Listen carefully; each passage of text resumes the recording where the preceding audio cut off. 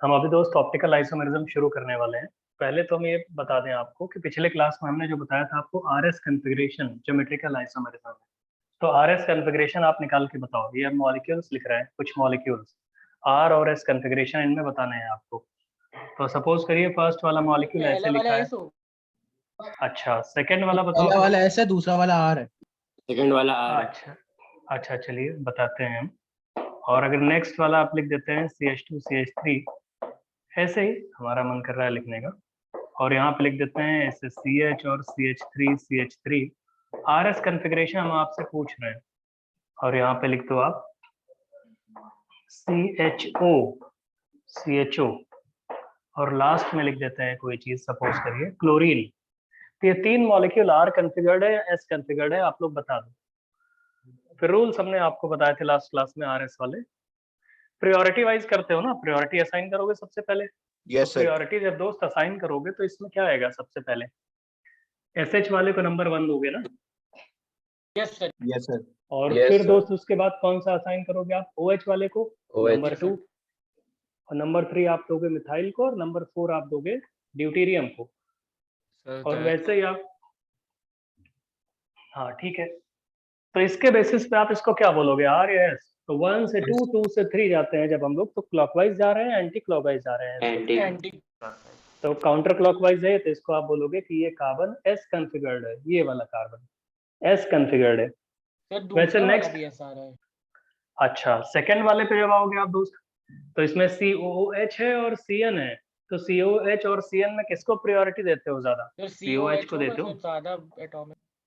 CN को priority number 2 आप assign करते हो, और PH को प्रायोरिटी 3 असाइन करते हैं हम लोग, और मिथाइल को प्रायोरिटी 4। अच्छा देखो, इन जो दोनों एग्जांपल है इन सब में इंटेंशनली हमने lowest priority group vertical line पे रख दिया है। अगर वर्टिकल लाइन पे नहीं होता, अभी बताते हैं आंसर, तो आप ये क्या करोगे, 1 से 2, 2 से 3 जाओगे ना।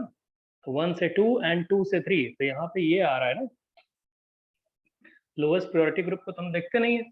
तो ये साइन आ रहा है, ये वाला साइन आर कॉन्फ़िगर्ड को रिप्रेजेंट करता है। क्लॉकवाइज है ना दोस्त, बताओ दोस्त, ये वाला आर कॉन्फ़िगरेशन Yes, होगा। sir. Yes, sir. तो हम लोग पहले 1 से 2 जाते हैं, फिर 2 से 3 जाते हैं। सिमिलरली लास्ट वाले केस में जब आप आओगे, तो लास्ट वाले केस में अगर आप आर बता रहे हैं कुछ लोग, लास्ट वाले केस में नंबर 1 किसको असाइन करोगे प्रायोरिटी, क्लोरीन को। सर आंसर आ रहा है। क्लोरीन, अच्छा नंबर 1 क्लोरीन को असाइन किया। CHO को क्या असाइन CHO. करोगे दोस्त, Second. नंबर 2। और यहाँ पे असाइन करोगे इसको नंबर 3। और लोएस्ट प्रायोरिटी ग्रुप इस केस में ये इथाइल है जो ऊपर लिखा हुआ है नंबर 4। और यहाँ पे फिर अगर आप देख रहे हो तो 1 से 2, 2 से 3 आप जा रहे हो, तो वो क्लॉकवाइज ही आ रहा है। और क्लॉकवाइज को आप लोग आर कॉन्फ़िगरेशन बोलते हो। इन सब में lowest priority group vertical line पे है, तो आपने बता दिया। अगर lowest priority group horizontal line पे होता, वर्टिकल लाइन पे ना होता, जैसे हमारे मन से एक एग्जांपल आप लोग लिखिए। सपोज करिए लिखा है C ट्रिपल बॉन्ड CH, और यहाँ पे लगा देते हैं हम H इस तरफ, और इस तरफ आप लगा दो OCH3। OCH3 कोई चीज है, और यहाँ पे आप लगा दीजिए लास्ट में, सपोज करो ब्रोमीन। तो आप ये बताओ ये कौन सा कॉन्फ़िगरेशन है, बीच वाला कार्बन आर कॉन्फ़िगर्ड है या एस कॉन्फ़िगर्ड है। वैसे हम एक काम करते हैं, ये लगा देते हैं वैसे, सपोज करिए ऐसे, कुछ ऐसे ही जो हम आपको बता रहे हैं वो देखिए। यहाँ पे ऐसे, यहाँ पे ऐसे, और सपोज करो लास्ट में हम ऐसे लगा देते हैं कुछ, ये सर ये एस सर। बीच वाले कार्बन के लिए पूछ रहे हैं हम कौन सा कॉन्फ़िगरेशन होगा। Sir S. अच्छा अच्छा, रुक तो जाओ दोस्त, हमको बताने दो। ठीक है, आप लोग पहले, हम भी बीच वाले कार्बन के लिए बोल रहे हैं। बॉन्ड लाइन नोटेशन जानते हो ना, बॉन्ड लाइन नोटेशन में क्या होता है, जितनी भी शार्प एजेस होती हैं उन्हें कार्बन से रिप्रेजेंट किया जाता है। तो देखो दोस्त, पहले इस पे टॉप वाले पे आ जाओ भाई। यहाँ पे ब्रोमीन को क्या करोगे, लोएस्ट प्रायोरिटी थोड़ी, ब्रोमीन हाईएस्ट प्रायोरिटी है। OH को अगर आप देखोगे तो सेकंड हाईएस्ट प्रायोरिटी, और C ट्रिपल बॉन्ड CH को थर्ड हाईएस्ट प्रायोरिटी, और lowest priority group horizontal line पे है हाइड्रोजन। तो दोस्त एक बात बताओ, अगर lowest priority group horizontal line पे होता है, तो हमने आपको बोला था कि भाई शुरुआत में जो रूल्स लिखवाए थे RS कॉन्फ़िगरेशन असाइन करने के रूल, उसमें ये होता था कि भाई lowest priority group vertical line पे होना चाहिए, लेकिन इधर तो हॉरिजॉन्टल लाइन पे है। इसका मतलब जो आंसर आप कैलकुलेट करोगे वो आंसर गलत आएगा। तो आप एक काम करिए, ठीक है, गलत निकाल लीजिए ना, अब पक्का तुमको पता है या तो आर आने वाला है या तो एस आने वाला है, उसका उल्टा आंसर हो जाएगा। तो भाई 1 से 2 जाओ, 2 से 3 जाओ। तो अगर आप 1 से 2 और 2 से 3 जा रहे हो तो कौन सा डायरेक्शन आप पकड़ रहे हो? क्लॉकवाइज ले रहे हो ना? क्लॉकवाइज। तो सुनो, तो क्लॉकवाइज आप दिख रहा है आपको कि क्लॉकवाइज आ रहा है, लेकिन मेरे दोस्त एच वर्टिकल लाइन पे नहीं है, lowest priority group vertical line पे नहीं है, इसलिए आर कॉन्फ़िगरेशन नहीं होगा। इसको हम लोग एस कॉन्फ़िगरेशन बोलेंगे। क्यों बोल रहे हैं, क्या समझ में आ रहा है आप लोगों को? है दोस्त, एस कॉन्फ़िगरेशन है ये आर कॉन्फ़िगरेशन नहीं है, क्योंकि आपका ये वर्टिकल लाइन पे लोएस्ट प्रायोरिटी ग्रुप नहीं है। ऑल्दो ये क्लॉकवाइज दिख रहा है, लेकिन आंसर एस लिखेंगे हम लोग।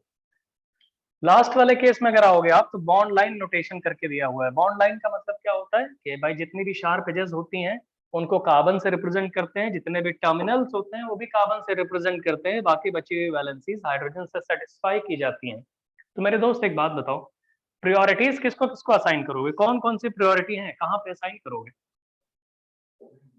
बताओ भैया। अरे नंबर 1 किसे असाइन करोगे?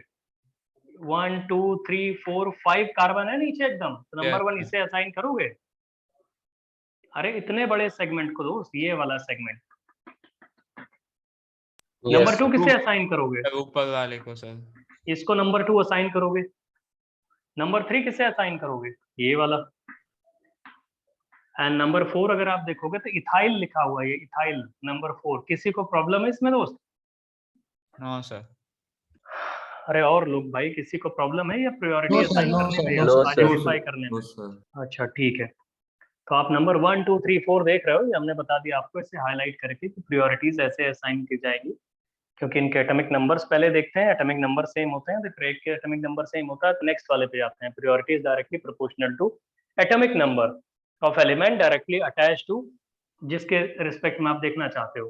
तो भाई ठीक है, 1 से 2 जाओगे, 2 से 3 जाओगे, तो आपको ऐसा दिख रहा है ये क्लॉकवाइज, लेकिन दोस्त ये आर नहीं होगा। क्लॉकवाइज का मतलब आर होता है, लेकिन वो तब होता है जब lowest priority group vertical line पे है। यहाँ पे तो lowest priority group vertical line पे नहीं है, तो ये भी क्या कहा जाएगा? एस कहा जाएगा दोस्त। Yes sir, yes. ये भी एस होगा।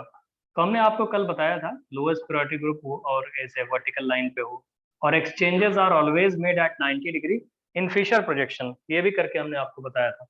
तो exchanges are always made at 90 degree in Fischer projection, इसका क्या मतलब है दोस्त? तो हमने इस पे भी एग्जांपल आपको एक आध दो करा दिए थे, वो देख लीजिए फिर से।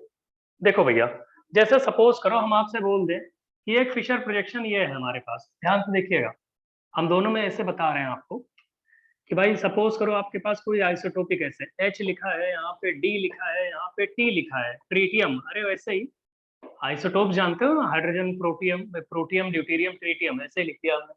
और यहाँ पे लिख दिया मिथाइल। मिथाइल मतलब एमी बोले तो मिथाइल मतलब CH3।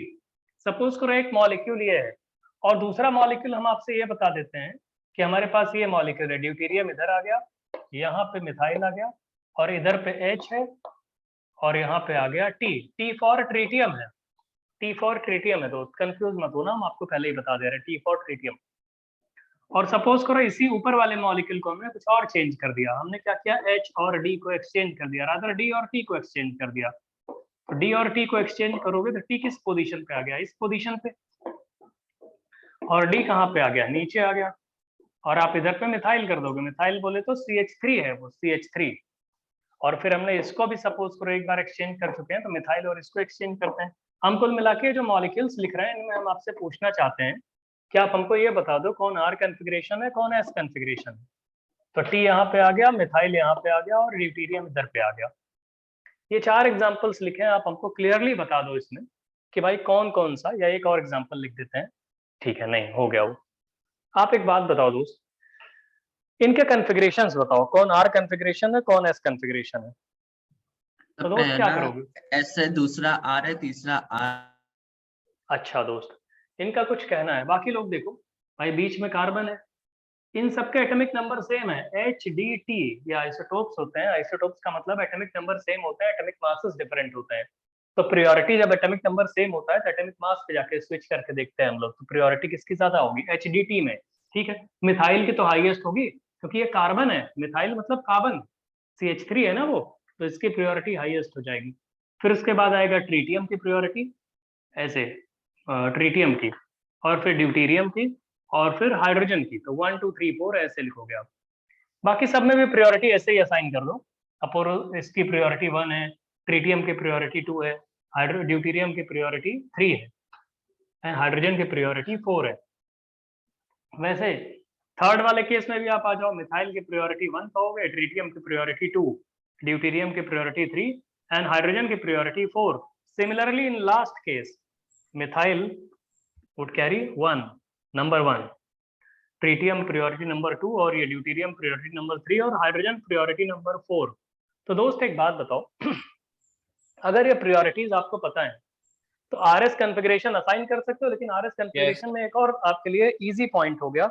वो इजी पॉइंट ये है कि जो वर्टिकल लाइन है उसी पे आपका लोएस्ट प्रायोरिटी ग्रुप है, तो ज्यादा डिफिकल्टी नहीं होगी जैसे कि इन दोनों में होती थी। इन दोनों केसेस में क्या था कि वो जो वर्टिकल लाइन होती थी उस पे लोएस्ट प्रायोरिटी ग्रुप नहीं होता था, हॉरिजॉन्टल पे होता था। तो आप जो आंसर निकालते थे उसका ऑपोजिट आंसर सही होता था, क्योंकि अगर एच हॉरिजॉन्टल लाइन पे है या lowest priority group horizontal line पे है तो मेरे दोस्त जो आंसर आएगा वो गलत आएगा। तो ठीक है, एस आएगा तो आप उसका उल्टा आर कर देना, आर करेक्ट होगा। लेकिन यहाँ पे इन सारे केसेस में देख लो लोएस्ट प्रायोरिटी ग्रुप जो 4 नंबर है, 4 नंबर, वो वर्टिकल लाइन पे ही है। वर्टिकल लाइन पे चाहे ऊपर चाहे नीचे कहीं भी हो सकता है। तो फर्स्ट वाले केस में 1 से 2, 2 से 3 जाओगे तो क्या एस आ रहा है। बहुत बढ़िया दोस्त, ये बता रहे हैं एस फर्स्ट वाला। सेकंड वाला दोस्त क्या आएगा, आर। आर बता रहे हैं लोग।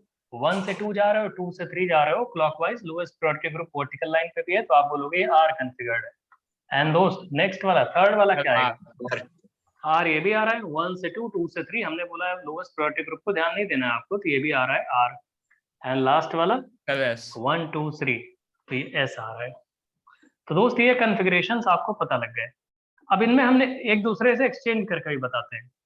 हमने लास्ट क्लास में रूल्स बताए थे फिशर प्रोजेक्शन में, आरएस असाइन करने का रूल कि भाई lowest priority group vertical line पे होता है, फिर उसके बाद प्रायोरिटीज असाइन करो on the basis of atomic numbers. Priorities assign करते हैं एटॉमिक नंबर के बेसिस पे, और प्रायोरिटी असाइन करने के बाद क्या करते हैं दोस्त, हम लोग 1 से 2 मूव करते हैं, 2 से 3 मूव करते हैं। अगर क्लॉकवाइज डायरेक्शन अप्रोच हो, हमको लगता है क्लॉकवाइज हम लोग जा रहे हैं तो उसको बोल देते हैं आर कॉन्फ़िगर्ड है। अगर एंटी क्लॉकवाइज होता है तो एस कॉन्फ़िगर्ड है। और उसके बाद हमने रूल और बताया था कि फिशर प्रोजेक्शन में ग्रुप्स के बीच में एक्सचेंजेस भी होते हैं, लेकिन exchanges are always made at 90 degree, 90 degree पे ही होते हैं। और odd number of exchanges in a Fischer projection results into the formation of a molecule with opposite configuration, or even number of exchanges in Fisher projection results into the formation of a molecule with same configuration। तो दोस्त एक बात बताओ, इस वाले और इस वाले के बीच में अगर आप देखना चाहते हो, फर्स्ट और इसके थर्ड वाले के बीच में, इसके और इसके बीच में, तो मेरे दोस्त एक बात बताओ, हमने ड्यूटीरियम और ट्रिटियम को ही तो एक्सचेंज किया है सिर्फ, बाकी कुछ तो चेंज किया ही नहीं। देख लो भैया, यस सर। अरे और 90 डिग्री पे एक्सचेंज किया है, 90 डिग्री पे ड्यूटीरियम और ट्रिटियम को एक्सचेंज कर दिया, तो 1 एक्सचेंज किया है। तो हमने जो कल आपको रूल बताया था फिशर प्रोजेक्शन में कि odd number of exchanges in Fischer projection results into the formation of a molecule with opposite configuration. ठीक तो है दोस्त, ये एस कॉन्फ़िगरेशन था, ये आर कॉन्फ़िगरेशन हो गया। 1 एक्सचेंज हुआ है, तो अगर आप इससे यहाँ पे जाना चाहते हो इस वाले मॉलिक्यूल से, तो आप बोलोगे भैया इस मॉलिक्यूल से इस मॉलिक्यूल में पहुंचने पे 1 एक्सचेंज आया है। 1 एक्सचेंज, 1 एक्सचेंज अगर आप लिखना चाहते हो तो 1 एक्सचेंज आया है 90 डिग्री पे, तो हम बोल देंगे कि यहाँ से यहाँ पहुंच गए। अब देखिए दोस्त, अगर हम आपसे बोले कि इसमें आप इससे इसमें जाना चाहते हो, इस मॉलिक्यूल से यहाँ पे जाना चाहते हो, थर्ड वाले मॉलिक्यूल से फोर्थ वाले मॉलिक्यूल पे, तो दोस्त थर्ड से फोर्थ में मतलब ये फर्स्ट मॉलिक्यूल, ये सेकंड मॉलिक्यूल, ये third molecule, sorry first second third four ऐसे बोल रहे हैं। तो इस मॉलिक्यूल से इस मॉलिक्यूल में जाने पे 1 मोर एक्सचेंज हुआ है। 1 मोर एक्सचेंज वो हुआ है मिथाइल और ड्यूटीरियम के बीच में। मिथाइल यहाँ पे था, ड्यूटीरियम यहाँ था, ड्यूटीरियम इधर कर दो, मिथाइल यहाँ पे कर दो, बोलोगे एक 1 एक्सचेंज और हुआ है। तो मेरे दोस्त इस पर्टिकुलर के रिस्पेक्ट में 1 एक्सचेंज हुआ है, तो अगर ये आर हुआ करता था तो पक्का ये एस आएगा। तो देखो आंसर भी आर एस आ रहा है, उल्टा आ रहा है मतलब। तो ठीक है, आप ये समझ रहे हो कि 1 एक्सचेंज करने से एक मॉलिक्यूल जो बनता है ऑपोजिट कॉन्फ़िगरेशन का बनता है। अब यहाँ से आप इससे कंपेयर कर सकते हो, इस मॉलिक्यूल से इस मॉलिक्यूल में पहुंचने पे 2 एक्सचेंजेस हुए हैं। एक तो ये वाला एक्सचेंज हुआ है यहाँ से जो शुरुआत हुई है, और एक एक्सचेंज ये वाला हुआ है। तो आप देखोगे ये वाला अगर एस कॉन्फ़िगरेशन था तो लास्ट वाला भी एस कॉन्फ़िगरेशन ही है। तो इवन नंबर ऑफ एक्सचेंज हो गए ना, 1 ये और ये 1। तो अगर आप इवन नंबर ऑफ एक्सचेंजेस करोगे तो you will get a molecule with same configuration, तो S कॉन्फ़िगरेशन है तो ये भी S आ गया। अब अगर आप इससे इसमें जाना चाहते हो, इस वाले मॉलिक्यूल से यहाँ पे, तो अगर इस मॉलिक्यूल से इस मॉलिक्यूल में जाना चाहते हो तो कॉन्फ़िगरेशन कितने चेंजेस हुए हैं वो देख लो पहले। तो डायरेक्ट अभी बता रहे हैं, रुक जाइए। अच्छा, हम डायरेक्ट यहाँ से यहाँ पहुंचे अगर ऐसे, अबे थर्ड से फोर्थ पे मान लो इस पे पहुंच रहे हैं, एरो देखते जाओ आप लोग। इस मॉलिक्यूल से इस मॉलिक्यूल पे देखिए, यहाँ से यहाँ, इस वाले से यहाँ पहुंच रहे हैं, कितना एक्सचेंज हुआ है? एक और एक्सचेंज हुआ, देखो देखो, हमने मिथाइल और ट्रीटियम को एक्सचेंज कर दिया, ट्रीटियम यहाँ ले आया, मिथाइल यहाँ पहुंचा दिया, ट्रीटियम और मिथाइल को। तो इसका मतलब ये जो कॉन्फ़िगरेशन है इसका ऑपोजिट आएगा, ये आ भी तो रहा है S से R। समझ में आ रहा है दोस्त? ऑनलाइन वाले तुम लोग सब लोग समझ में आ रहा है? Yes yes sir.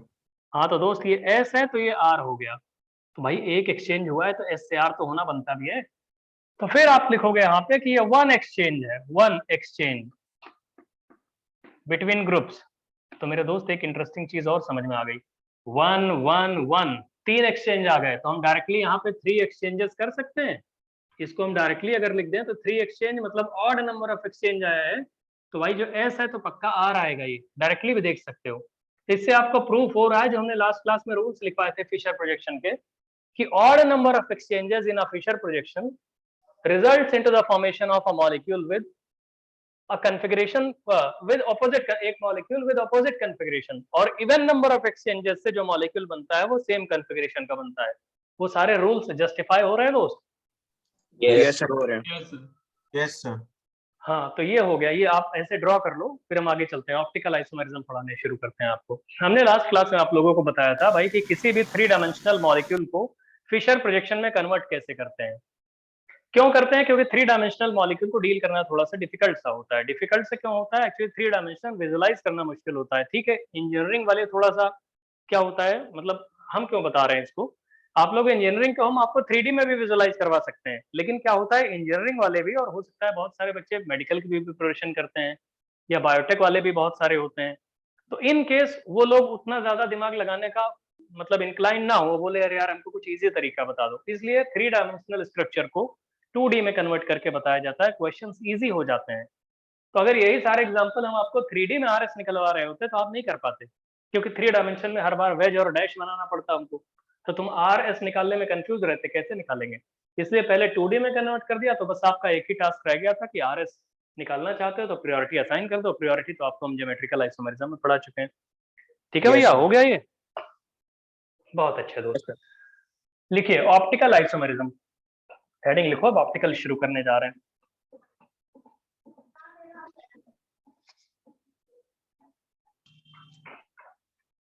चलिए दोस्त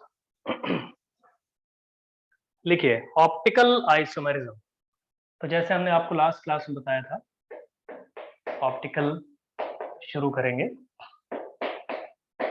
उससे रिलेवेंट कुछ थ्योरी हमने आपको पहले बता दी है। लिखिए दोस्त ऑप्टिकल आइसोमेरिज्म, लिखो इसमें organic molecules having same molecular formula, लिखो organic molecules having same molecular formula, same molecular mass, पूरा लिखना है आपको। Organic molecules having same molecular formula, जैसे आपको पहले बता चुके हैं, same molecular mass, organic molecules having same molecular formula, same molecular mass, but different properties. Organic molecules having same molecular formula, same molecular mass, but different properties. Due to different organic molecules having same molecular formula, same molecular mass, but different properties due to different spatial arrangement of spatial arrangement. Space में arrangement की बात कर रहे हैं। Organic molecules having same molecular formula, same molecular mass, but different properties due to different spatial arrangement, different spatial arrangement of elements or groups, different spatial arrangement of elements or groups are known as optical isomers. सब copy कर लिया दोस्त, छूटा तो नहीं किसी का? Organic molecules having same molecular formula, same molecular mass, but different properties due to different spatial spatial arrangement of elements or groups are known as optical isomers. ठीक है दोस्त, कॉपी कर लिए? Yes. Yes sir. अच्छा, अब problem इसमें ये आती है कि सर डिफरेंट स्पेटियल अरेंजमेंट या स्पेशल अरेंजमेंट ऑफ एलिमेंट्स और ग्रुप्स इन स्पेस या इन 3 डायमेंशनल स्पेस, उसकी वजह से ये ऑप्टिकल आइसोमेरिज्म कहाँ से आ गया वर्ड ऑप्टिकल? जैसे ऑप्टिकल नाम सुन के लगता है अरे कुछ लाइट जैसा कुछ लग रहा है। ऑप्टिकल नाम सुन के क्या लग रहा है? कुछ लाइट के टुवर्ड्स सेंसिटिविटी की बात की गई है ना। जैसे Yes. कोई बोले ऑप्टिकल आइसोमर्स का मतलब ये होता है, जनरली कुछ लोग ऐसे ही बोल सकते हैं कि optical isomers are sensitive towards light, special form of light के टुवर्ड्स वो सेंसिटिव होते हैं। जैसे ऑप्टिकली एक्टिव मतलब कुछ लाइट के टुवर्ड्स सेंसिटिव या लाइट के टुवर्ड्स एक्टिव होने की बात कही जा रही है। लिखिए अब नेक्स्ट पॉइंट, ये कॉपी कर चुके दोस्त, लिखिए next point. Only practical method to observe optical isomer, only practical method to observe optical isomer, only practical method to observe optical isomer is by looking at, only practical method to observe, ऐसे लिखो, only practical method to observe optical isomer, only practical method is to observe, only practical method to observe optical isomer is to, लिखा भैया आप लोगों ने? अरे बताया, हाँ ना बोला तो करोगे Yes, तब sir. तो हम बताएं। Yes, sir. Sir, UV rays. हाँ, नहीं, by looking at the rotation of plane polarized light, by looking at, कुछ छूट जाए बताना, is by looking at the rotation of plane polarized light, rotation of plane polarized light। अभी बताते हैं क्या होता है ये, कॉपी कर लिया भैया। Only practical method Yes, is sir. to observe optical isomer is by looking at rotation of plane polarized light, plane polarized, PLAN, plane polarized light। समझ में आ रहा है दोस्त? When PPL is, इसी में when PPL वही plane polarized light बोल रहे हैं PPL, when PPL is passed through its solution, when PPL या plane polarized light is passed through solution, बता रहे हैं, थोड़ा सा पेशेंस रखो। when PPL is passed through its solution, ठीक है दोस्त, कॉपी कर लियो सब लोग। Yes, sir. PPL is passed through its solution। अब आपके Yes, माइंड sir. में आ रहा होगा, सुनो तो कंफ्यूजन कहाँ से होती है, हम आपको कंफ्यूजन बताएंगे, पहले कहाँ हो रही होगी आपको, और फिर उसके बाद बताएंगे उसका सोल्यूशन। हमने बोला था same molecular formula, same molecular मास, डिफरेंट प्रॉपर्टीज, है ना, डिफरेंट स्पेटियल अरेंजमेंट होते हैं एटम्स के, इनको बोलते हैं ऑप्टिकल आइसोमर्स। नाम सुन के ऑप्टिकल आइसोमर ये समझ में आता है कि भाई लाइट के टुवर्ड्स सेंसिटिव होते होंगे ये। लाइट की एक स्पेशल फॉर्म होती है जिसको बोलते हैं प्लेन पोलराइज्ड लाइट। उसके थ्रू जब हम किसी कंपाउंड को पास करते हैं तो कुछ चेंजेस होते हैं। वो चेंजेस कैसे होते हैं देखिए, ऑप्टिकल आइसोमेरिज्म में हम थोड़ा सा और बताने जा रहे हैं, थोड़ा डिफिकल्ट है, आपको बताया था हमने लास्ट क्लास में भी, क्लास 11th की ऑर्गेनिक केमिस्ट्री का मोस्ट डिफिकल्ट पोर्शन यही होता है।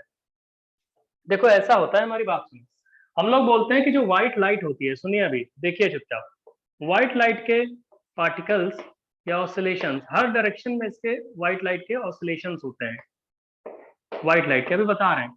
इसको हम लोग क्या करते हैं, व्हाइट लाइट को हम लोग पास करते हैं निकोल प्रिज्म से। व्हाइट लाइट थोड़ी देर देख लो, ये मत सोचो कि भाई हमें पूरा तुरंत समझ में आ जाए, 1 मिनट 2-4 मिनट देख लो, अभी समझ जाओगे। व्हाइट लाइट को हम लोग पास करते हैं पोलराइजर से।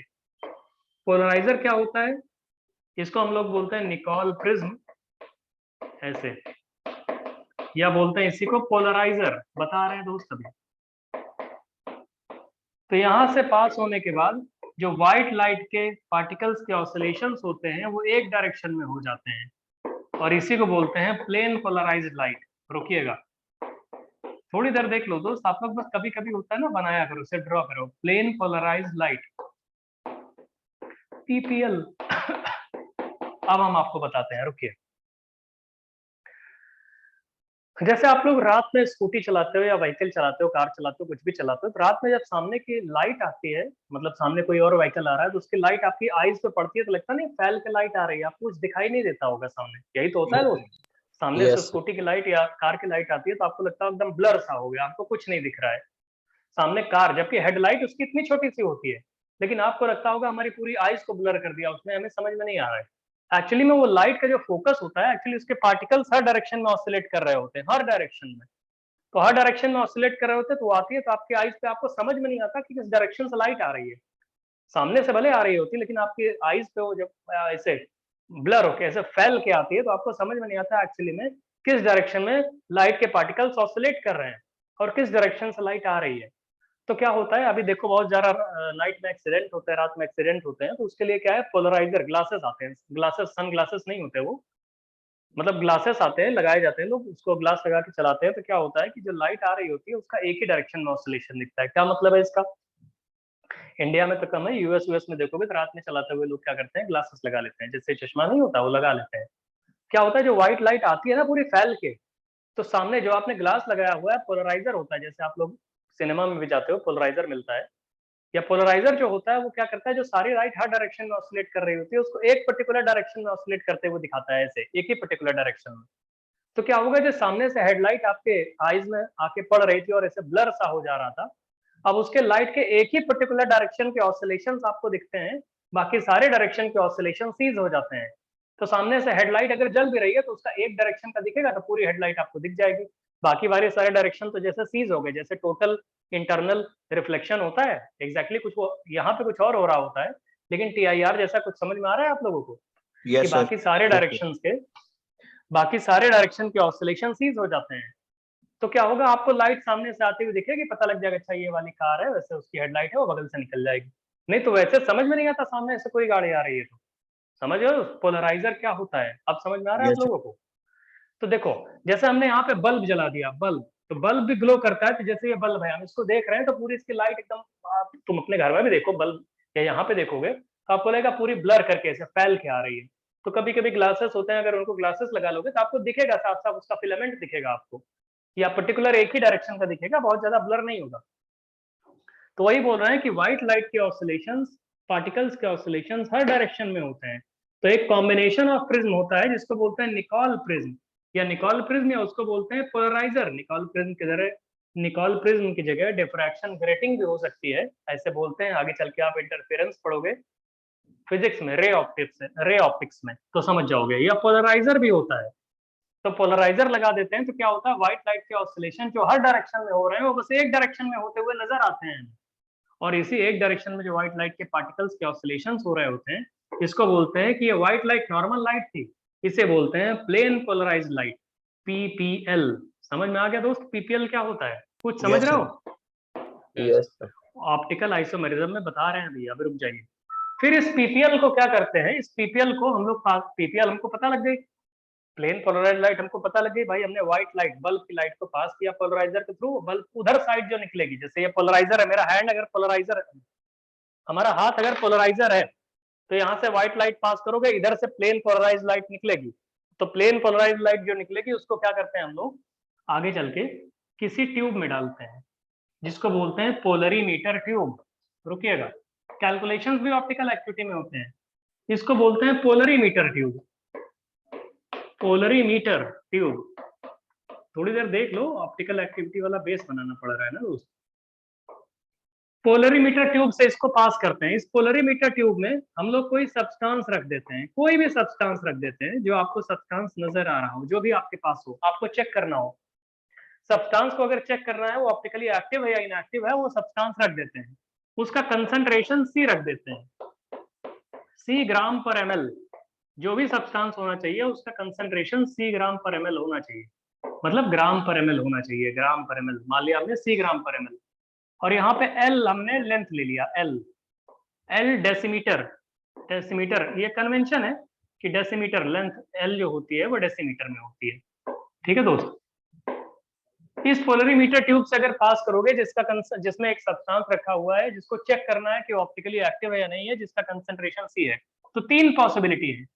एक पॉसिबिलिटी है कि जो, रुक जाओ दोस्त, जो लाइट जैसे जा रही थी वैसे ही निकल जाए, मतलब जैसे आपने उस लाइट को पास किया था वैसे ही निकल जाए। अगर ऐसा हो गया तो कंक्लूजन ये होता है कि सब्सटेंस इज ऑप्टिकली इनएक्टिव, जो आपने सब्सटेंस लिया हुआ है पोलरीमीटर ट्यूब में, substance is optically inactive, light के टुवर्ड्स इनसेंसिटिव है वो, इनएक्टिव।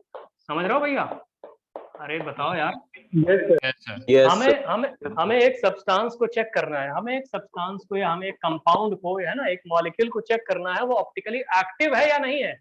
तो कौन से लिए हम ऑप्टिकली एक्टिव नॉर्मल लाइट से नहीं चेक करते हैं, जो प्लेन पोलराइज लाइट होती है उससे चेक करते हैं, इसलिए हमने अभी लिखवाया भी था प्लेन पोलराइज लाइट। तो जो सब्सटेंस या जो मॉलिक्यूल या जो कंपाउंड प्लेन पोलराइज लाइट के प्लेन को कुछ नहीं करता, जैसे प्लेन पोलराइज लाइट ऑसिलेट कर रही थी ऐसे ऐसे, वैसे निकल के फिर ऑसिलेट करने लगी, तो हम बोलेंगे ये सब्सटेंस बेकार है, ये साला ये ऑप्टिकली इनसेंसिटिव है, ऑप्टिकली इनएक्टिव है। और इसी ऑप्टिकली इनएक्टिव सब्सटेंस को अकायरल भी बोलते हैं, ACHIRAL, अकायरल सब्सटेंस भी बोलते हैं, अकायरल, ACHIRAL। समझ रहे हो दोस्त? yes, अकायरल सब्सटेंस, हाँ अकायरल भी बोलते हैं, ACHIRAL, अकायरल। नाम बोला, अचिराल नहीं बोलते इसको, बहुत लोग चिराल विराल बोलते हैं, अचिराल नहीं बोलते, अकायरल बोलते हैं, CHIRAL। तो अगर प्लेन पोलराइज लाइट आपने किसी सब्सटेंस से पास किया जो पोलरीमीटर ट्यूब में रखा हुआ है, जिसका कंसंट्रेशन C ग्राम पर ml है और लेंथ L डेसीमीटर है उस पोलरीमीटर ट्यूब की, और प्लेन पोलराइज लाइट वैसे ही निकल गई, तो हम बोलेंगे कि भाई कोई डिफ्लेक्शन नहीं हुआ प्लेन पोलराइज लाइट के प्लेन में, तो हम बोलेंगे ये जो सब्सटेंस लिया हुआ था ये एक्चुअली में ऑप्टिकली इनएक्टिव सब्सटेंस है, ये अकायरल सब्सटेंस है ना दोस्त? सर अब दूसरी पॉसिबिलिटी, yes, हाँ बताओ दोस्त क्या पूछ रहे हो? सर अकायरल का मतलब है कि सर जो कार्बन एटम पे अटैच ग्रुप से सिमिलर ग्रुप्स भी हो सकते हैं, उसी वही मतलब है ना? अरे तुम दोस्त थोड़ा पढ़ लियो, थोड़ा सा भी रुक जाओ, है ना भैया, और सबको बताने दो, अभी हम तुमको बताने लगेंगे, बाकी बेचारों को समझ में नहीं आए, थोड़ी देर वेट करो, तुम पढ़ चुके हो तो थोड़ा वेट करो। देखो दोस्त, नेक्स्ट वाली चीज, अभी तुम्हारा सारा प्रॉब्लम क्लियर हो जाएगी। देखो दोस्त, अब एक प्रॉब्लम ये आती है, सर हो सकता है ये सब्सटेंस ऐसा हो जो इस प्लेन पोलराइज लाइट का प्लेन है ऐसे ऐसे, उसको हल्का सा तिरछा कर दे ऐसे क्लॉकवाइज। तो अगर प्लेन पोलराइज लाइट के प्लेन को इस सब्सटेंस के सॉल्यूशन से पास करने पे जो प्लेन पोलराइज लाइट का प्लेन है हल्का सा डिफ्लेक्ट हो गया क्लॉकवाइज, प्रैक्टिकली देखा जाता है क्लॉकवाइज, किसी थीटा एंगल से, किसी थीटा एंगल से अगर क्लॉकवाइज डिफ्लेक्ट हो गया तो हम लोग बोलते हैं ये सब्सटेंस, इसका मतलब ऑप्टिकली सेंसिटिव है, सेंसिटिव है मतलब ऑप्टिकली एक्टिव है। समझ रहे हो दोस्त? तो ये yes, कंक्लूजन ये आता है कि सब्सटेंस इज ऑप्टिकली एक्टिव। जो भी सब्सटेंस या कंपाउंड या मॉलिक्यूल लिया होगा आपने, उसको हम बोल रहे हैं substance is optically active, optically active है, ऐसे एक्टिव है। और इसी, कोई बोले अच्छा एक्टिव है तो कुछ और बताओ, तो हम बोलते हैं इसका मतलब सब्सटेंस कायरल है, CHIRAL, कायरल बोलते हैं, कायरल है, चिराल नहीं, कायरल बोलते हैं इसको, CHIRAL, कायरल, कायरल सब्सटेंस इसको कहेंगे, ये सब्सटेंस कायरल सब्सटेंस है। एक और चीज, अगर क्लॉकवाइज रोटेशन होता है प्लेन पोलराइज लाइट का, तो इस सब्सटेंस को बोलते हैं dextrorotatory, DXTRO, dextrorotatory substance है ये, dextro rotatory substance.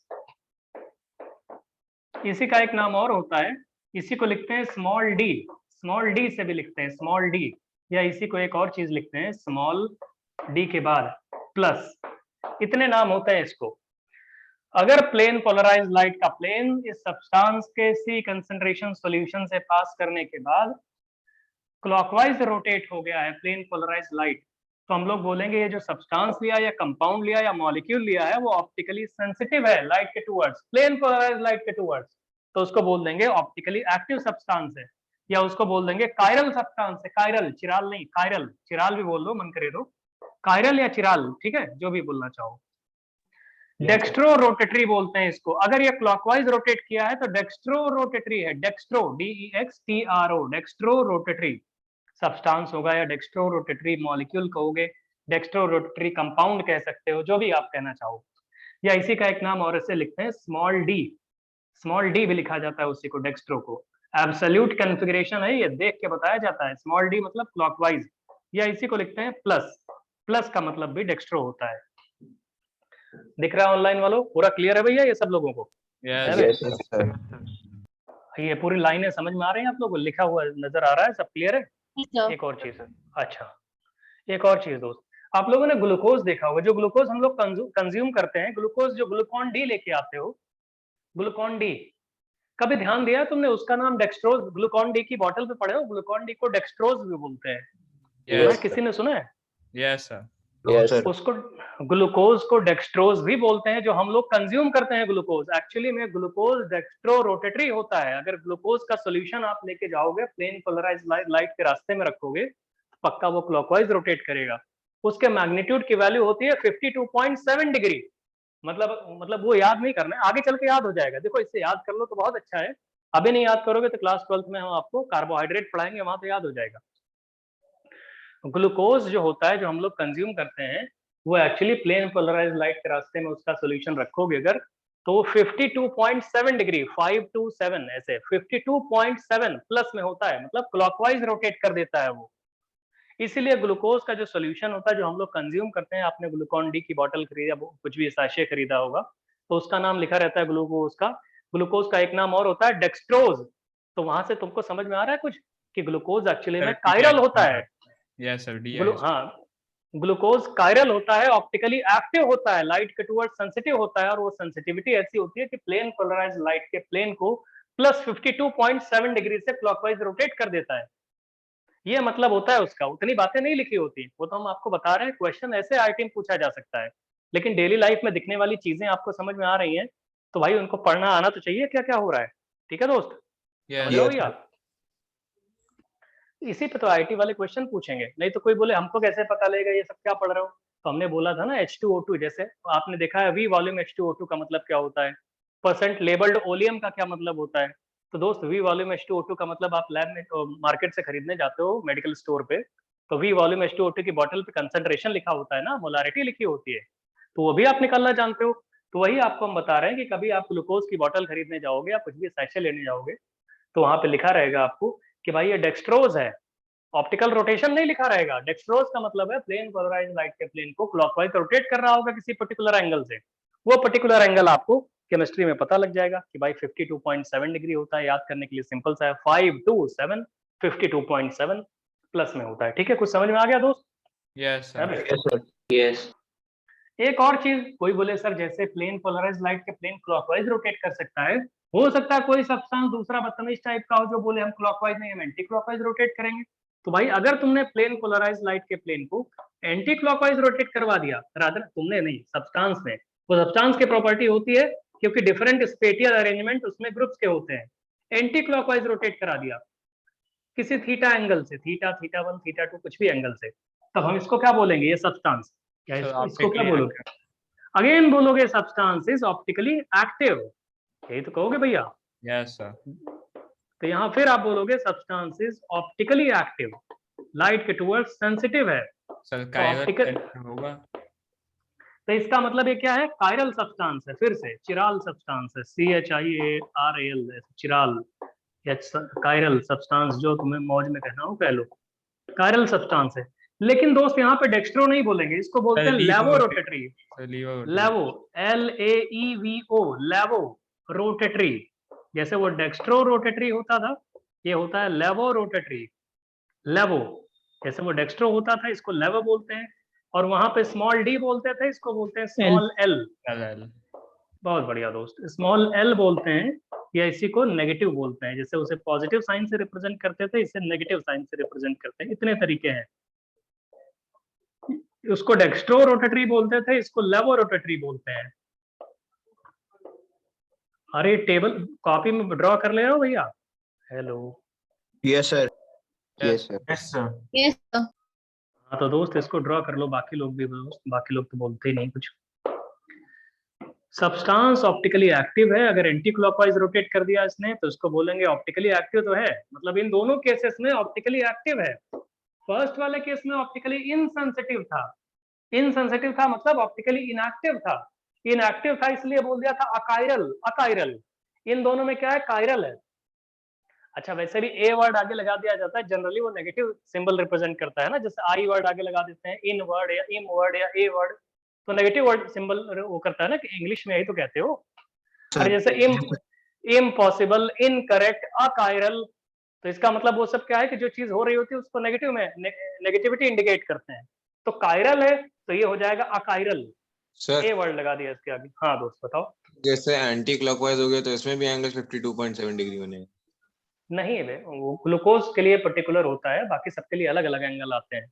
Okay glucose लेवो रोटेटरी नहीं होता, ग्लूकोज डेक्स्ट्रो रोटेटरी होता है, और लकीली उसका 52.7 है। बाकी सब्सटेंस तो सब्सटेंस या एंगल वेरी करता है, कोई भी एंगल हो सकता है। ग्लूकोज के पर्टिकुलर केस में हमने ये बता दिया था। लेवो रोटेटरी के ऐसे और एग्जांपल होते हैं, है ना, बताएंगे आपको, एक एक करके बताएंगे, पहले समझो। सर ऐसे भी सब्सटेंस होते होंगे जो क्लॉकवाइज या एंटी क्लॉकवाइज इनका एक्सेस रोटेट करता है, मतलब पीपीएल। क्या कह रहे हो? सर ऐसे भी सब्सटेंस होते होंगे जो मतलब जिनका जो है क्लॉकवाइज और एंटी क्लॉकवाइज दोनों साइड रोटेट टाइप में करता है। कैसी बात कर रहा है? अभी एक ही तरफ रोटेट करेगा, दोनों का एवरेज फाइनली जो आंसर मिलता है वो एक ही तरफ रोटेशन मिलता है। दोनों कैसे करेगा? ऐसे इधर ऐसे ऐसे करता रहेगा क्या? एक तरफ रुक जाता है, वो एवरेज जो आएगा उसका। सबको समझ में आ गया दोस्त ये कि या तो भैया कुछ नहीं होगा इसमें, और या तो डेक्स्ट्रो होगा या तो लेवो होगा। तो अगर कुछ नहीं हुआ तो हम बोलेंगे ये जो सब्सटेंस आपने पोलरीमीटर ट्यूब में लिया हुआ है ये ऑप्टिकली इनएक्टिव है, ऑप्टिकली इनसेंसिटिव है, या अकायरल सब्सटेंस है।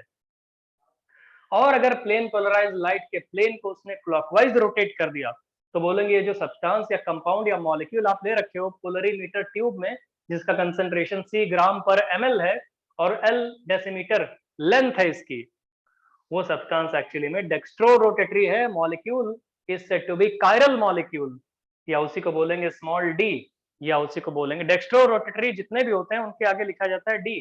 तो अगर आप कहीं ग्लूकोज लिखा देखोगे ना ऐसे ग्लूकोज, तो ग्लूकोज के आगे सिर्फ इतना ब्रैकेट में d लिख दे तो इसका मतलब समझ जाना पड़ेगा आपको कि ये ग्लूकोज एक्चुअली में कायरल मॉलिक्यूल है, और ये कायरल मॉलिक्यूल है, डेक्स्ट्रो रोटेटरी भी है।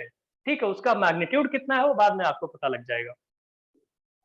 समझ रहा हो दोस्त क्या कहना चाहता है वो? कोई भी कंपाउंड के आगे। अब फिर अगली चीज क्या, एंगल सबके केस में अलग अलग होता है, थोड़ा ध्यान से सुना करो, कितनी बार रिपीट करे हुए। सर ग्लूकोज के बारे में पूछ रहे हैं।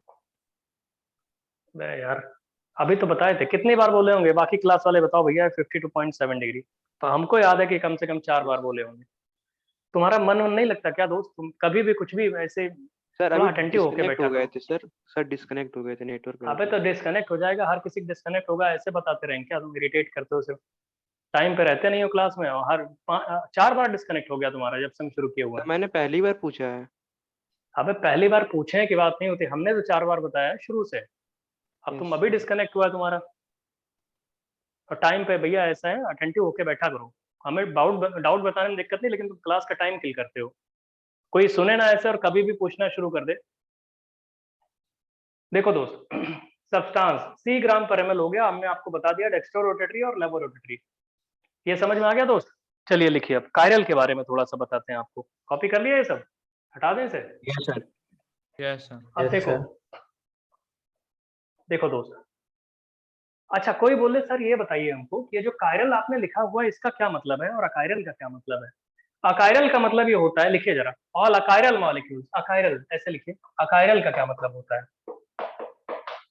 अकायरल मॉलिक्यूल, जो अकायरल लिखे होते हैं, जितने भी अकायरल मॉलिक्यूल्स होते हैं, they contain at least a plane of symmetry और सेंटर ऑफ सिमेट्री। लिखो जरा, ऑल अकायरल मॉलिक्यूल ऐसे लिखो, प्लेन ऑफ सिमेट्री के बारे में लिखो सिर्फ। All achiral molecule contains at least a plane of symmetry, है ना? All achiral molecule contain at least a plane of symmetry. All achiral molecule contains at least a plane of symmetry. समझ रहे हो दोस्त? यस। तो अब जैसे जैसे कि ये जो चीजें लिखी हुई हैं, हमारी बात सुनिए, इसको देखिए जरा फिर से एक बार, फिर से देखो दोस्त, फिर से एक बार देखो। आपको ये लग रहा होगा कि सर ये सब्सटेंस देख के हम कैसे बता सकते हैं? तुम्हें एक माइंड में तुम्हारे आ रहा होगा कि अच्छा एक बात बताइए, आपने तो ये बता दिया या तो वो कुछ नहीं रोटेट करेगा, या तो क्लॉकवाइज रोटेट करेगा, या तो एंटी क्लॉकवाइज रोटेट करेगा। तो क्यों भी बोले कि सर हम मॉलिक्यूल देख के कैसे बता पाएंगे? हमें मॉलिक्यूल देख के कैसे पता लगेगा कि वो भाई ऑप्टिकली एक्टिव है या इनएक्टिव है? तो सबसे पहला तरीका ये होता है, मॉलिक्यूल में अगर प्लेन ऑफ सिमेट्री दिख रही है आपको तो पक्का वो अकायरल मॉलिक्यूल होगा। याद आ रहा है आपको? ज्योमेट्रिकल आइसोमर जब पढ़ाए थे तो बहुत सारे प्लेन ऑफ सिमेट्रीज दिखाई थी, याद आ रहा है? इसका मतलब जिन जिन मॉलिक्यूल में प्लेन ऑफ सिमेट्री आ रही थी वो सारे के सारे मॉलिक्यूल अकायरल मॉलिक्यूल होंगे, वो प्लेन पोलराइज लाइट के जो ये होता था ना ये ऑसिलेशंस, इनकी डायरेक्शन को कहीं भी रोटेट नहीं कर पाएंगे। ठीक है दोस्त, जो पीपीएल होता था, पीपीएल को किसी भी डायरेक्शन में रोटेट नहीं कर पाएंगे अगर किसी मॉलिक्यूल में प्लेन ऑफ सिमेट्री तो आ गई तो। इसीलिए तो हमने आपको जितने भी ज्योमेट्रिकल आइसोमर बताए और शुरू से आपको हम बताते आ रहे हैं, किसी भी मॉलिक्यूल में अगर प्लेन ऑफ सिमेट्री आ गई तो प्लेन पोलराइज्ड लाइट के प्लेन को वो रोटेट नहीं कर पाएगा and molecule is said to be optically inactive या molecule is said to be achiral. All molecule जिनमें प्लेन ऑफ सिमेट्री होती है, जितने भी मॉलिक्यूल एग्जिस्ट करते हैं, जितने भी मॉलिक्यूल एग्जिस्ट करते हैं पूरे केमिस्ट्री में, अगर उनमें कोई प्लेन ऑफ सिमेट्री है, प्लेन ऑफ सिमेट्री का मतलब होता है अ रियल और hypothetical plane which passes through the molecule, जो मॉलिक्यूल के बीचों बीच से पास करता है, and divides the molecule in two equal halves। जैसे हमने बोला था ऐसे बीच में से अगर कट कर दिया जाए हमको, तो एकदम ऐसे बीच में से कट करोगे तो इक्वल हाफ हमारा इधर और इधर आ जाएगा। आपको भी कट कर दिया जाए तब भी आपका भी इक्वल हाफ इधर इधर आ जाएगा। तो वही बोल रहे हैं कि इसका मतलब हमारे अंदर प्लेन ऑफ सिमेट्री है, एक प्लेन ऐसे वर्टिकल प्लेन आएगा जो हमें कट कर देगा, तो हम लोग भी एक्चुअली आर अकायरल। समझ में आ रहा है दोस्त? अकायरल कहोगे अपने आप को? Yes sir.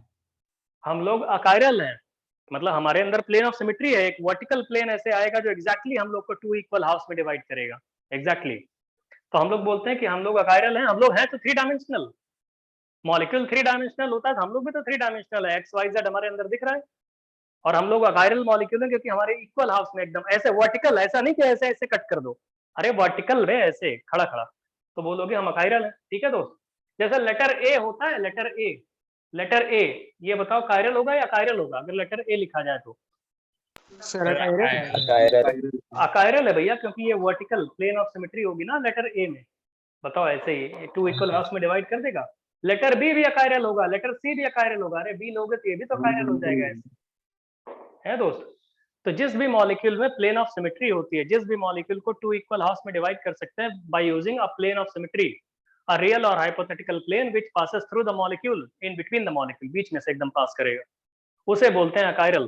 तो जितने भी मॉलिक्यूल्स हमने आपको ज्योमेट्रिकल आइसोमरिज्म में पढ़ाए हैं या आपको केमिकल बॉन्डिंग से हम प्लेन ऑफ सिमेट्री बताते चले आए हैं, वो सारे के सारे मॉलिक्यूल जिनमें प्लेन ऑफ सिमेट्री होती है are said to be achiral. आप अपनी कॉपी में लिख रहे हो इसको दोस्त, इसको कॉपी कर लेना। जितने भी मॉलिक्यूल होते हैं, हम ये बता रहे हैं आपको कि कोई मॉलिक्यूल देख के कैसे पहचानोगे।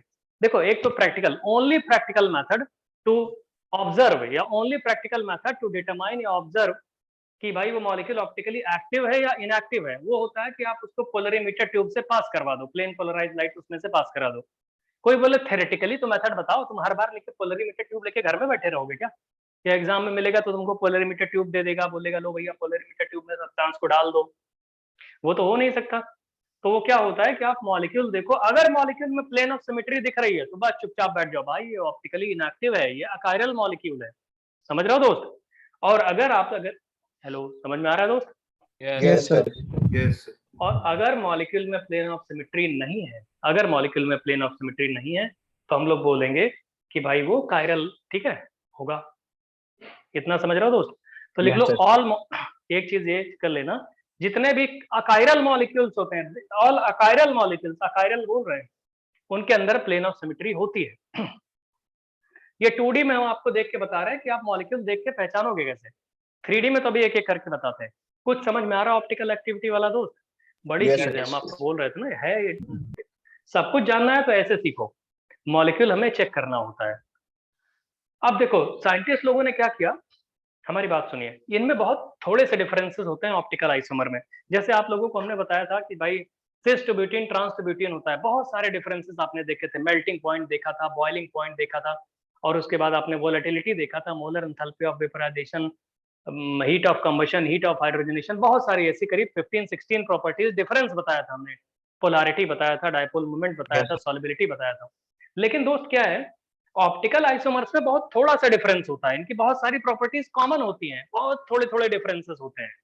उन थोड़े थोड़े डिफरेंसेस को देखा गया तो बोला गया अब इनको हम बताएंगे कैसे दो ऑप्टिकल आइसोमर को। तो साइंटिस्ट लोगों ने बोला भाई एक ही तरीका होता है प्रैक्टिकल मेथड, सिर्फ एक प्रैक्टिकल मेथड होता है जिससे पता लग पाएगा कि ऑप्टिकली एक्टिव है या इनएक्टिव है। वो प्रैक्टिकल मेथड क्या है भाई, उस कंपाउंड का जिसको चेक करना है कि भाई ऑप्टिकली एक्टिव है इनएक्टिव है, उसको सब्सटेंस, उसका सी कंसंट्रेशन इसमें रख लो पोलरीमीटर ट्यूब में, प्लेन पोलराइज लाइट पास करो, अगर वो प्लेन पोलराइज लाइट के प्लेन को डिफ्लेक्ट कर दे रहा है क्लॉकवाइज या एंटी क्लॉकवाइज तो बोलेंगे ऑप्टिकली एक्टिव है, और अगर डिफ्लेक्ट नहीं कर रहा है प्लेन पोलराइज लाइट को वर्टिकल है तो उसको हम बोलेंगे ऑप्टिकली इनएक्टिव है।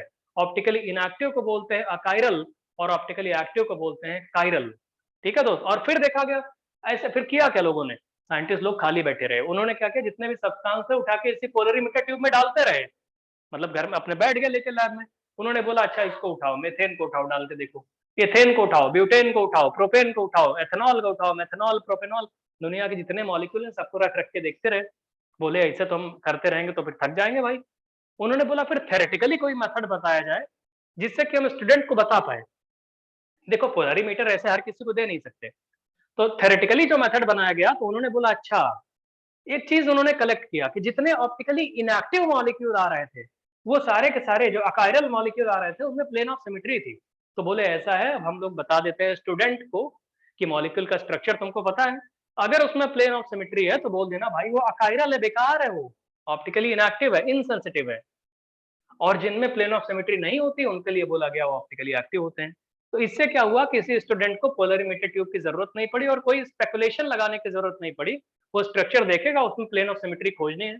अब तुमको समझ में आ रहा है, हम लास्ट क्लास में या लास्ट क्लास में एम्फसाइज क्यों कर रहे थे प्लेन ऑफ सिमेट्री पे, अभी सेंटर ऑफ सिमेट्री भी पढ़ाएंगे, समझ रहे हो दोस्त? Yes Yes, sir.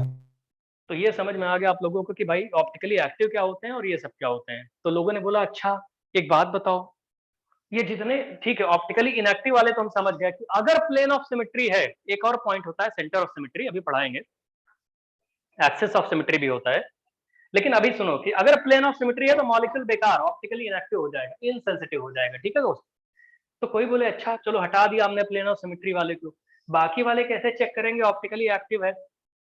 तो भैया जिसमें प्लेन ऑफ सिमेट्री नहीं है या सेंटर ऑफ सिमेट्री भी अभी पढ़ाएंगे वो नहीं है तो ऑप्टिकली एक्टिव। फिर लोगों को प्रॉब्लम हुई, हमको कोई तरीका बताओ, इजी तरीका बताओ जिससे हम सॉल्व कर लें।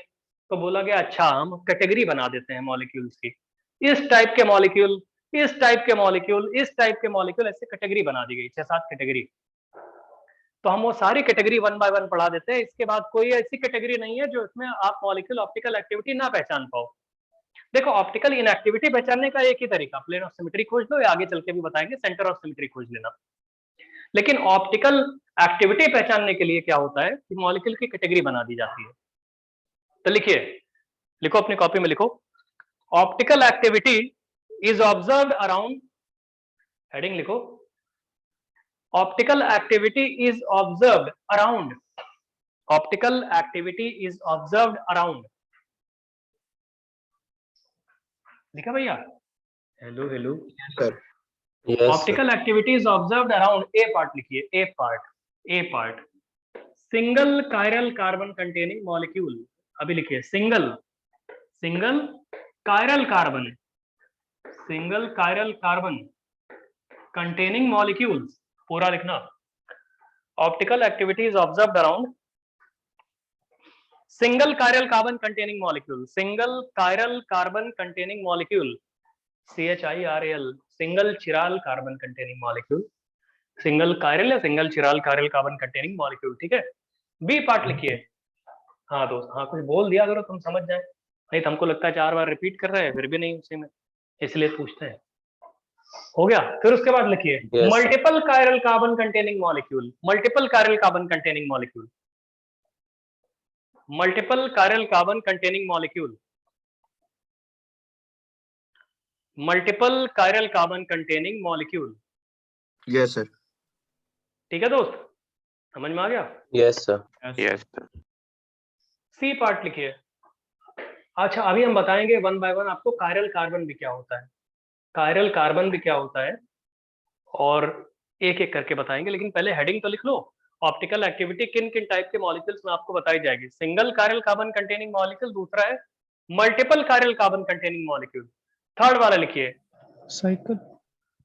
क्या बेटा, लिख लिया मैं सब लोग? Yes, sir. Yes sir. अरे तो फिर कहे पूछना हो तो पूछो, नहीं तो चुपचाप रहा करो फिर दोस्त। ये हो गया, अभी हो गया सी वाला, देखिए सी वाला लिखिए, derivatives of allene, derivatives of allene, allene जानते हो, पढ़ा है कभी allene? Yes, sir. Yes sir. Yes. Chemical bonding कहाँ पढ़ा है allene? Chemical bonding. Chemical chemical bond. Bonding में पढ़ा है, बहुत बढ़िया। नेक्स्ट वाला लिखिए, नेक्स्ट वाला डेरिवेटिव्स ऑफ एलीन के बाद नेक्स्ट लिखो, डी वाला part, cyclic compounds, cyclic compounds. E part लिखिए एलीन के बाद, ortho derivative of biphenyl. E part है ortho derivative of biphenyl, biphenyl, ortho derivative of biphenyl. F part लिखो, हम एक्चुअली हर एक मॉलिक्यूल कवर कर देना चाह रहे हैं, मतलब इसके बाद आपको ऑर्गेनिक केमिस्ट्री में कोई ऐसा मॉलिक्यूल नहीं मिलेगा जिसमें आप ऑप्टिकल एक्टिविटी को लेके काफी डिलेमा में रहो या कंफ्यूजन में रहो, एम्बिगुअस स्टेट आपके माइंड में बनी रहे कि भाई होगा कि नहीं होगा। सारे कैटेगरीज इसमें कवर कर देंगे, single chiral carbon containing, multiple chiral carbon containing, derivatives of allene, cyclic compounds जितने भी टाइप के हो सकते हैं, ऑर्थो डेरिवेटिव ऑफ बाइफिनाइल। यहाँ तक पहुंचे दोस्त? E part ortho derivative of biphenyl. Yes, sir. Yes, sir.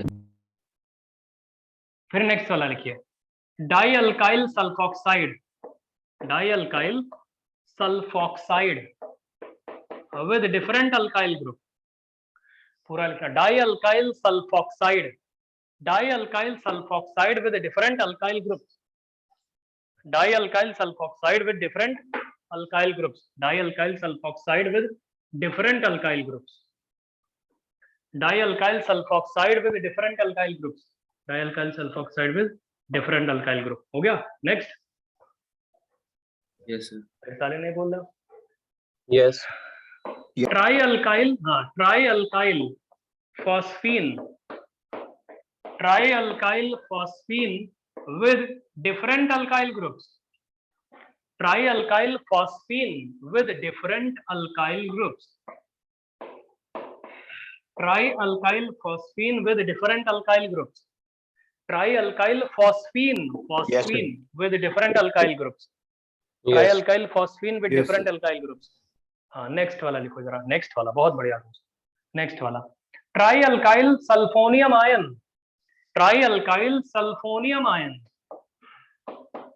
Heading से परेशान ना होना, try alkyl सल्फोनियम ion with different alkyl group, try alkyl सल्फोनियम ion with different alkyl group, try alkyl सल्फोनियम ion with different alkyl Yes, group, sir. Try alkyl सल्फोनियम ion with different alkyl group, try alkyl सल्फोनियम ion with different alkyl group. चलो next वाला लिखिए, 3 degree amine with different alkyl group, 3 degree amine with different alkyl group, 3 degree amine with different alkyl group, 3 degree Yes. Amine with different alkyl group, 3 degree amine with different alkyl group. और फिर लिखना है carbon ion, carbanion with different alkyl groups, carbanion, अरे carbon ion होता है carbon minus, Yes, sir. Carbon ion with different alkyl group, अरे carbon ion with different alkyl group कर लिया भैया, carbon Yes, ion sir. With different alkyl Yes, sir. Group. और last वाला एक पॉइंट लिखना है आपको, try alkyl oxonium ion, try alkyl, try alkyl oxonium ion with different alkyl group, try alkyl oxonium ion with different alkyl group, try alkyl oxonium ion with different alkyl groups, है ना दोस्त? Yes sir. Try alkyl oxonium ion with different alkyl groups. अब देखो, ये last के 3 को आप ऐसे हाईलाइट कर लो जैसे हमने हाईलाइट किया है, ये कुछ अलग होते हैं, कुछ अलग है जो लोगों को लगता कुछ और है होता कुछ और है, इसलिए इन तीनों को हमने अलग से लिख दिया। बाकी ऑर्गेनिक केमिस्ट्री की हर एक कैटेगरी हमने इसी में इंक्लूड कर दी है, ABCDEFGH। मेरे दोस्त, ये जिस दिन पढ़ लोगे उसके बाद तुम कहीं भी क्वेश्चन लेके आना ऑप्टिकल एक्टिविटी का, आप इन्हीं में से आपको मिलेगा वो क्वेश्चन, इसके बियॉन्ड नहीं मिलेगा। हम आपको जैसे प्रैक्टिस शीट जीओसी की कुछ लोगों को दिया था, आइसोमेरिज्म की प्रैक्टिस शीट भी देंगे, लेकिन जब ऑप्टिकल पढ़ा दें तो, क्योंकि ऑप्टिकल के मिक्स क्वेश्चन है उसमें, ज्योमेट्रिकल ऑप्टिकल मिक्स करके। ऑप्टिकल में जिस दिन हम यहाँ तक पहुंच गए ना, ऑर्थो डेरिवेटिव ऑफ बाइफिनाइल, समझ लो खत्म ऑप्टिकल, क्योंकि ये सब तो एक आधे घंटे में फिनिश हो जाएंगे। समझ गया भैया इतना? यस दोस्त? सर। Yes, sir. अब एक काम करिए आप लोग, आज की क्लास थोड़ी लेट हो गई थी दोस्त, तो आज के इतना ही बताएंगे आप लोगों को। अब आप लोग ब्रेक ले सकते हैं क्योंकि दूसरी भी क्लास है, बाकी हम किसी दिन एक्स्ट्रा क्लास लगा देंगे इसको कवर करने के लिए, है ना दोस्त, क्योंकि हमारा हाफ एन आवर वेस्ट हो गया, आधे घंटे की क्लास छूट गई ना। अब आप लोग ब्रेक ले लो। सुनो, अब बताओ किसी को डाउट है इसमें कुछ? No sir. सर हाँ बेटा, आप पूछो, जल्दी पूछो। सर इस टेस्ट में सर कहाँ तक आएगा सर आइसोमेरिज्म? सिलेबस क्या लिखा है? सर उसमें आइसोमेरिज्म ही लिखा हुआ है। ज्योमेट्रिकल आएगा, ऑप्टिकल नहीं आएगा, सिर्फ ज्योमेट्रिकल लास्ट क्लास तक आएगा बेटा, ठीक है? Yes sir, thank you sir. और कुछ? हाँ ठीक है, अच्छा और सर, कुछ? हाँ, जल्दी जैसे किसी पूछो। मॉलिक्यूल में प्लेन ऑफ सिमेट्री है तो वो अकायरल होता है, तो सर हाँ। जैसे नहीं है प्लेन ऑफ सिमेट्री तो वो कायरल है, तो उसका रोटेशन कैसे डिटरमाइन करें मॉलिक्यूल को देख के कि कौन सा दोस्त टाइप का है एक वो? क्लास और, एक क्लास और बेटा, एक क्लास और रुको, फिर बता देंगे, ठीक है? Okay sir. हाँ ठीक है दोस्त, अब आप लोग ब्रेक ले लीजिए। Thank you. Thank you Thank sir. Thank you. Thank you, sir. Thank you.